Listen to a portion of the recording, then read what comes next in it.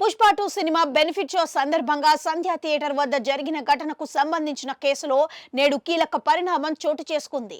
ఇందులో భాగంగా పోలీసులు తనకు ఇచ్చిన నోటీసుల మేరకు అల్లు అర్జున్ ఈ రోజు చిక్కడపల్లి పోలీస్ స్టేషన్లో విచారణకు హాజరయ్యారు.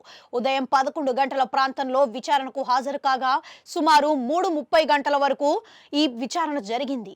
ఈ సమయంలో దాదాపుగా 20 ప్రశ్నలు, మరో 30 అదనపు ప్రశ్నలు అల్లు అర్జున్ పై పోలీసులు సంధించారని తెలుస్తోంది. ఈ సందర్భంగా విచారణలో అల్లు అర్జున్ తో పాటు అతని తరపు న్యాయవాది పాల్గొనగా సెంట్రల్ జోన్ డీసీపీ ఆకాంక్ష యాదవ్, ఏసీపీ రమేష్, సిఐ రాజు నాయక్లు విచారించారు.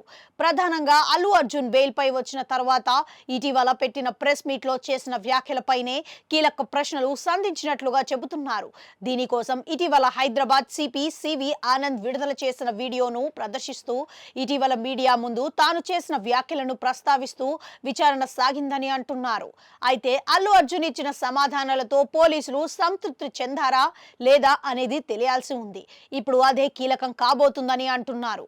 ప్రధానంగా తొక్కిసలాటలో రేవతి చనిపోయిన విషయం మీకు తెలుసు కదా, తర్వాత రోజు వరకు తెలియదని మీడియాకు ఎందుకు చెప్పారు?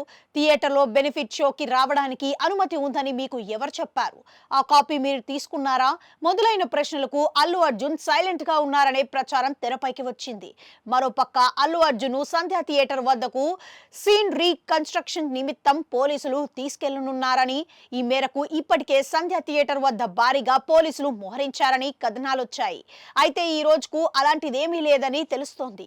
దీంతో అల్లు అర్జున్ తన నివాసానికి బయలుదేరి వెళ్లిపోయారని తెలుస్తోంది. అయితే ఇక్కడితో విచారణ పూర్తయిందా లేక కొనసాగింపు ఉంటుందా అనేది తెలియాల్సి ఉంది.